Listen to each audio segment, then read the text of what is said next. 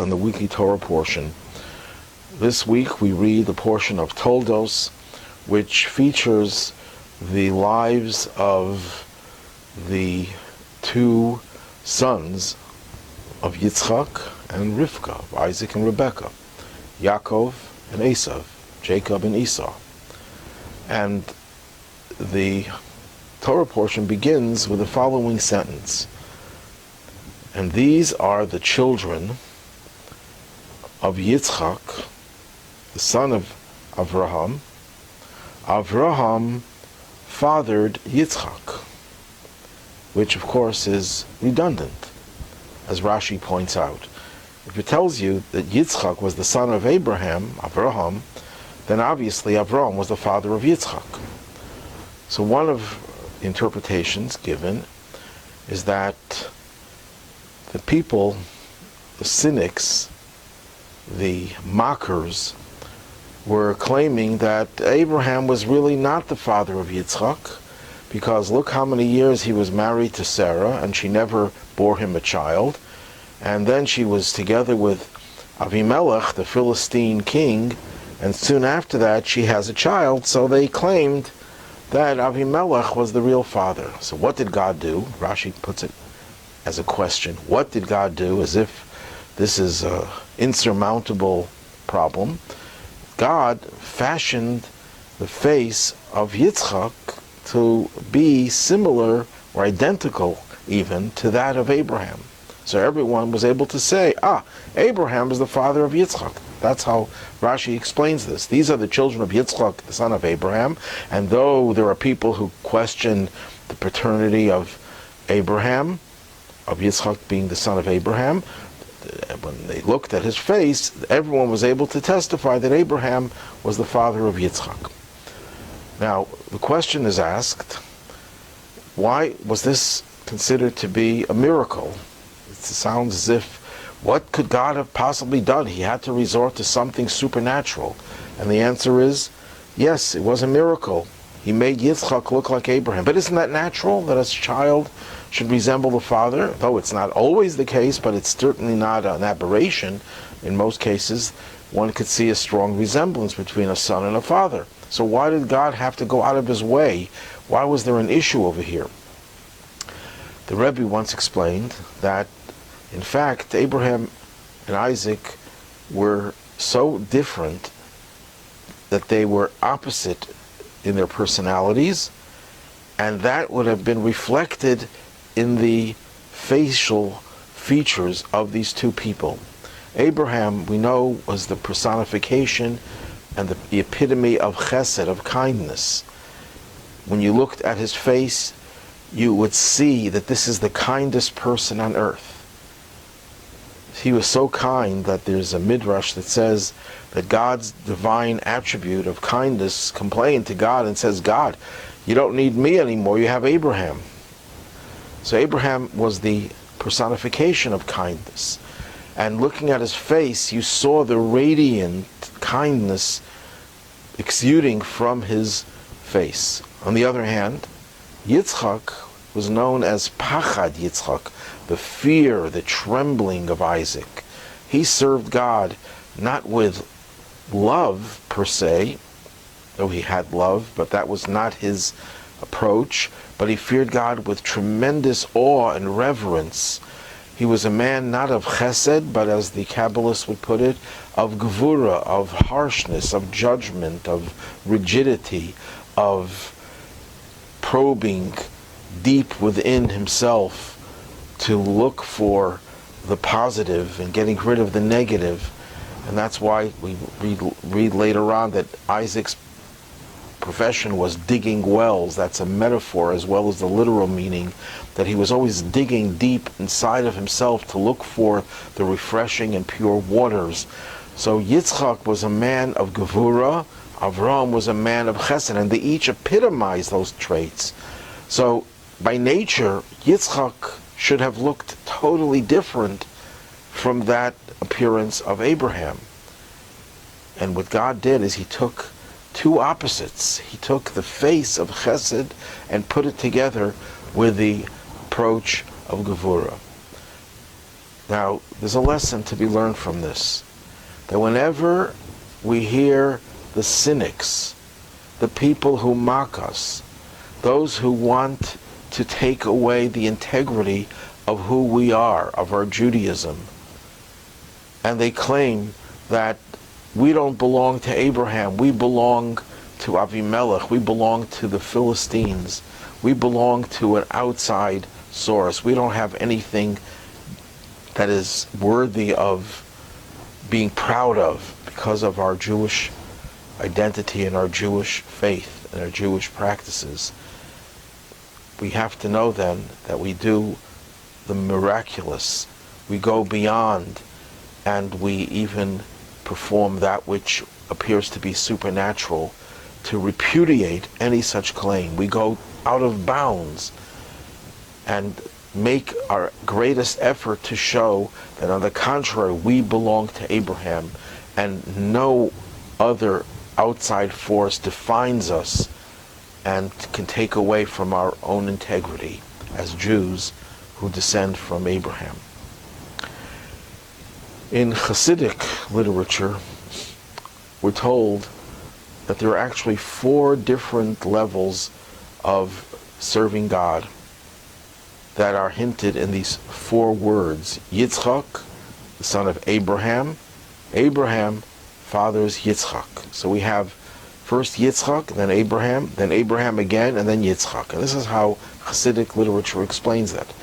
At the lowest level, which is a good thing to have, even if it's the lowest, is Yira, Tata'ah, the lower level of Yira, which is usually understood to mean fear. We will refrain from committing a crime because of fear.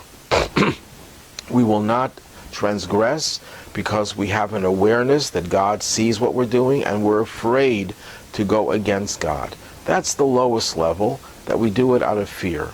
But it's a lot better than transgressing. That's Yitzchak. That's the first word that's used over here. Yitzchak. Yitzchak personified Yira, Pachad, fear. Then it says Abraham. Abraham is love. But it's called Ahava Zuta, a small measure of love, which means it's essentially a selfish love. A love when you do the right thing because you see how good it is for you. That is higher than fear. Love is always, you would think of being more idealistic than doing things out of fear, but still it's a selfish type of love. There's a quid pro quo. I love you because you're giving me this. Then we go to the next name, where the name Abraham is repeated. That goes to the next level. That's called Ava Rabbah, the great or superior kind of love, where it's selfless love, where you have this passion to get closer to God. That is a higher level of love. But that's still not the highest level. The highest level is Yitzchak, which is then repeated, which is Yira Ilah, the upper or higher level of Yira, which is not fear per se, but it's a state of complete awe, complete surrender, submission to God, because you're completely absorbed within Him, because you have such an awareness of Him that your own ego is completely submerged within God. That is even higher than the higher level of love, because love, even on the highest level, there's always an ego. There's the person who loves. Whereas Yira on the highest level is a surrender of your ego, and that's the highest level. So those are 4 levels that are hinted over here.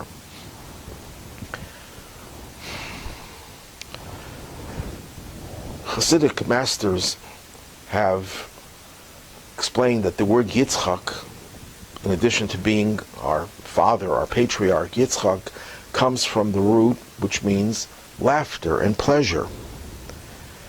And when do you have true divine pleasure? So the Torah continues, when they gave birth, when Yitzchak fathered Yaakov and Esav. When does God derive pleasure from us? When we have the struggle between Yaakov, who personifies virtue and truth and goodness, and Esav, who personifies the negative forces in this world. And you have a struggle between them as they were struggling in their own mother's womb, as the Torah records. And later on they were fighting with each other. And that's the struggle that goes on within us between the Yetzer Tov, the good impulse, and the Yetzer Hara, the evil impulse. And you would think, well, why did God create this evil impulse? Wouldn't it have been better if we didn't have it? And the answer is Yitzchak, laughter, delight. Where does God get the greatest delight? When we have this conflict, we have this Yaakov and Esav, and we choose, even though they're both equal in many ways, we choose to follow in the footsteps of Yaakov. We choose good. That is the greatest source of joy and pleasure for God. The Torah then says that Yitzchak was 40 years old when he married Rivka, and she was an akara. That means she was barren. She could not have children. So Yitzchak prays to God opposite his wife because she was barren, and God listened to his prayer and she conceived. So again, Hasidic masters look at this verse in a little bit of a different way. It sounds like they're both praying for the same thing. They're both praying for her to conceive and have a child. But if you look more carefully, the verse says, and Yitzchak prayed to God opposite his wife, for she was barren. So the Hasidic masters explain that they were both praying for children, but from different vantage points. Rivka was praying because she wanted a child. Yitzchak was praying because Rivka's not having a child was also creating a void with God. Because whenever a soul comes into this world, that means God has introduced more and more of his energy, of his presence, of his light in this world.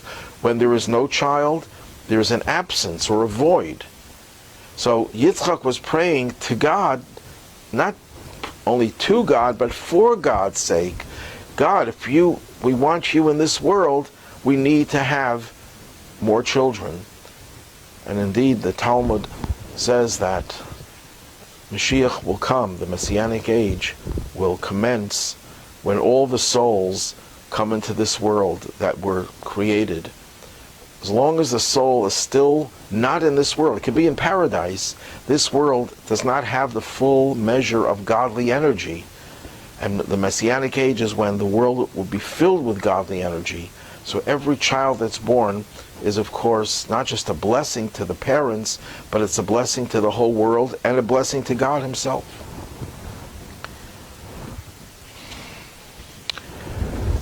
Then the Torah records how the two children in her womb were quarreling with each other, and she was having these terrible pains. And there's a struggle going on with her. She didn't know what it was. She says, what's going on here? Why did I pray for this? And the Torah then says she went to inquire of God to find out what is going on. And they told her she has twins. It wasn't one child, but it was twins, and they're going to be rivals, and so on and so forth. Where did she go to see God? It says she went to see God. It means God didn't reveal the secret to her directly, even though she was a prophet. But where did she go? So Rashi says she went to the Beis Midrasho Shel Shem, to the house, the academy of Shem. Shem was the son of Noah, who was still alive, and our sages tell us that Shem and his grandson Aver both led an academy where they taught the teachings of the Torah, which were known to some individuals even before it was given at Mount Sinai, and they were prophets. And she went to Shem for him to tell her what was going on. And the question is asked, why did she go to Shem when she could have gone to her father-in-law, Abraham? Abraham was around. So there are two possible answers. One answer is there's a principle in the Talmud that a prisoner cannot free himself. The Talmud relates how a certain sage was ill, and Rabbi Yochanan came to him and just asked him if he wants to suffer, and he said no. He says, give me your hand. And he took his hand and he cured him instantaneously.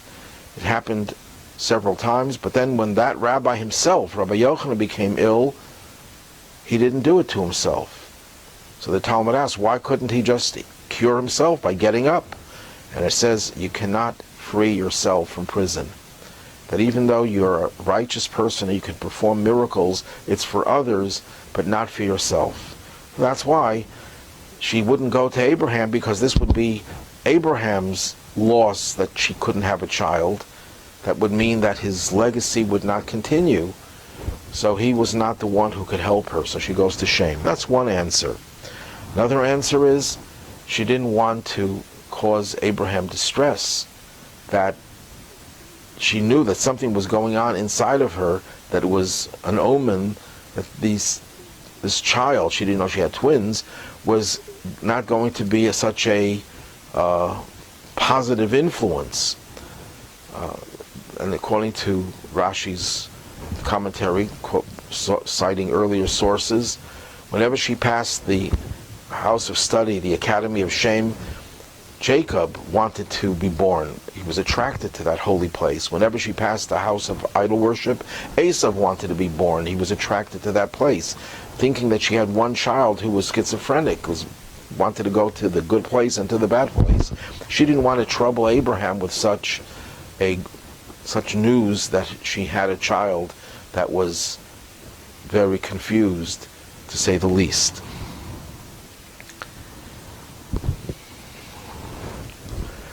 Then she's told that she's going to have twins,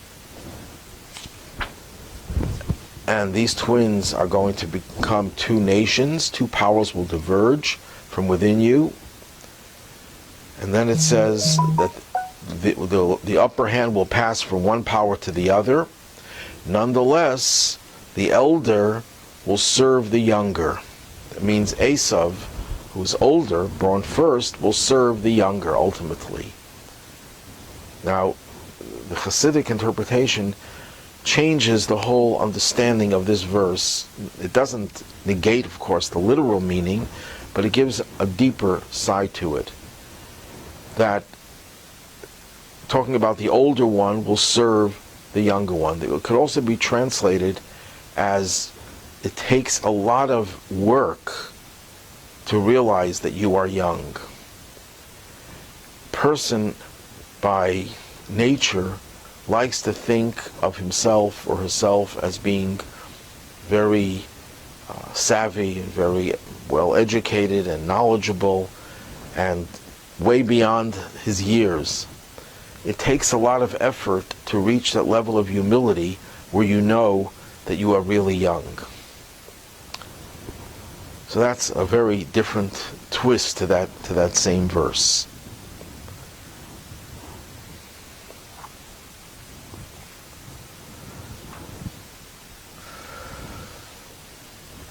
Then we read about how Yitzchak was digging wells. As I mentioned before, the wells were not just a profession, a vocation for him to have water to feed his family and his livestock, and maybe sell some of it to make a living, but it's also a spiritual process where he was digging within himself and with anyone around him to find the refreshing, purifying waters.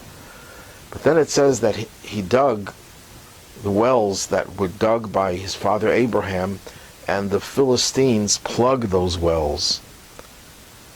And what's the significance of plugging the wells? So again, in Hasidic literature, we're told that very often we find we have a blockage. We can't express our feelings. Our spiritual feelings are dead or asleep. We're desensitized. What do you do in a case like that? You keep on digging in order to find the refreshing waters. But the Torah is already telling us that the process of digging wells within ourselves could sometimes become plugged and clogged and obstructed. By whom? By the Philistines. There's also a lesson in that. What were the Philistines known for? And they're considered to be a negative influence. Jews always had to fight the Philistines. Many are familiar with the story of Samson, who would always struggle with the Philistines. King David struggled with the Philistines. The Philistines were known, among other things, for their mockery, for their cynicism. They were always mocking and laughing. And the word Philistine actually means to invade, to break through and take away the protective fences. That means a person who's so open, has no restrictions, nothing that will calm them down and give them a little bit of respect. I can say whatever I want, I can do whatever I want because I have no respect for anyone or anything. That's the Philistine mentality. You have to realize that the cynics cause this obstruction. The worst, maybe it's not the worst thing, but it's one of the worst things that a person can do to his own spiritual development is to become cynical. And very often we become cynical because we look around, we see what's going on in the outside world, we become very cynical. But we dare not become cynical when it comes to spiritual matters, because that will obstruct our purifying waters. He finally digs 3 wells. The first 2 wells are challenged by the Philistines, and the third well they don't challenge, and he calls it Rechovot, which means broad. Now God will expand our presence in this land. And the Ramban, Nachmanides, says that these 3 wells correspond to the 3 temples. The first 2 temples were challenged by the nations of the world. First the Babylonians destroyed the first temple, then the Romans destroyed the second temple. But the third temple will never be destroyed. That temple, which will be built soon, the coming of Mashiach, the final redemption, that will never be destroyed. And what will happen? Rechovot. God's presence will spread far and wide. To the extent that the temple was not able to change the way people behave throughout the land, it was vulnerable and susceptible to being destroyed. But the third temple, its influence will spread far and wide.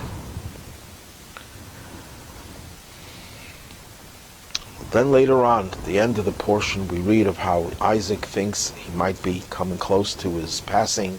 So he calls in his son Esav and he says, I want to give you my blessing before I die. Go out and hunt and bring me some venison and I'll bless you.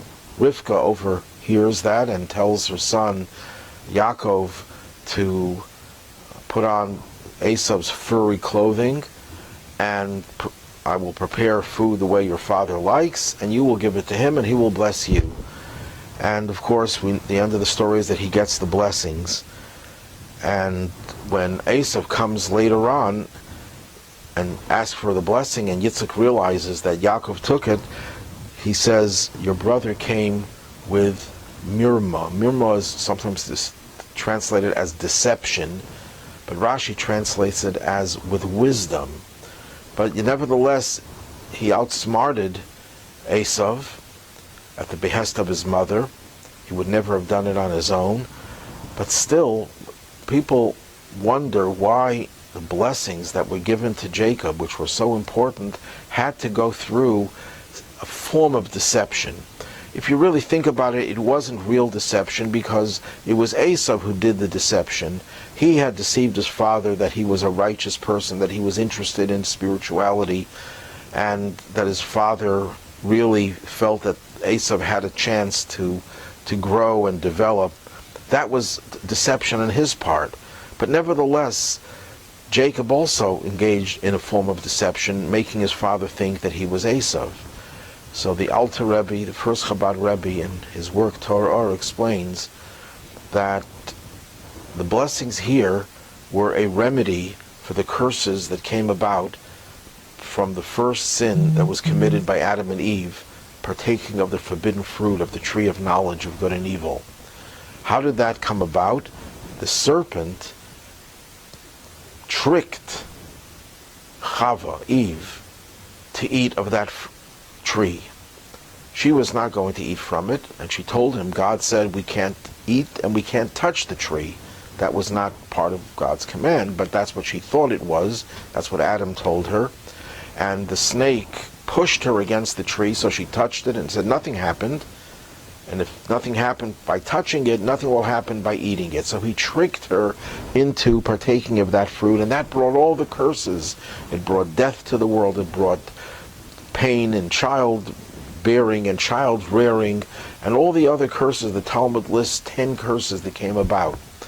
Now that Isaac is giving the blessings to Jacob, these blessings are there to neutralize and reverse the curses that came about by Adam, the days of Adam and Eve.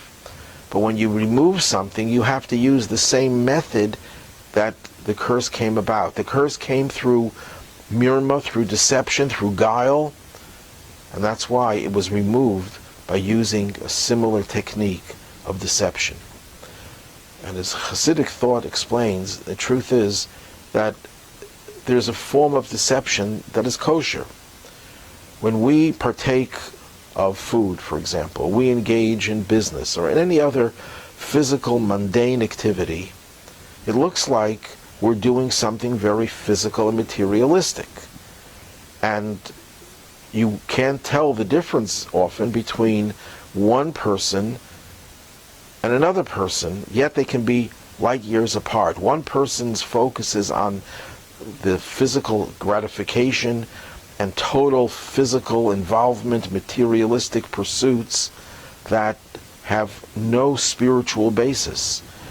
Whereas the other person, the Jew who follows the dictates of the Torah, while he's engaged in all these same mundane activities, he eats, he drinks, he engages in business, yet underlying that is a higher motive and a higher purpose. He wants to be healthy. That's why he eats, so he can serve God better. So that's a form of deception. But that's a kosher deception. The whole world is deception. The word for world in Hebrew, olam, has a root that means concealed. That the reality, the truth of existence, the divine aspect of existence, is concealed. So the whole world is a deception. So when we engage in our deception by using everything physical for something spiritual, we are reversing the deception of the physical reality, the physical existence that appears to be devoid of anything spiritual. That kind of deception is acceptable and kosher. Have a good week and Shabbat Shalom, a good Shabbos. Today is Rosh Chodesh Kislev, the beginning of the month of Kislev. It's the month of light. So may everyone have a radiant month. And may we see, this is also the month of redemption. We have Hanukkah, we have Yutes Kislev, when the Alter Rebbe was released from prison. May this be the month of redemption for all of Jewish people and for the entire world through our righteous Mashiach.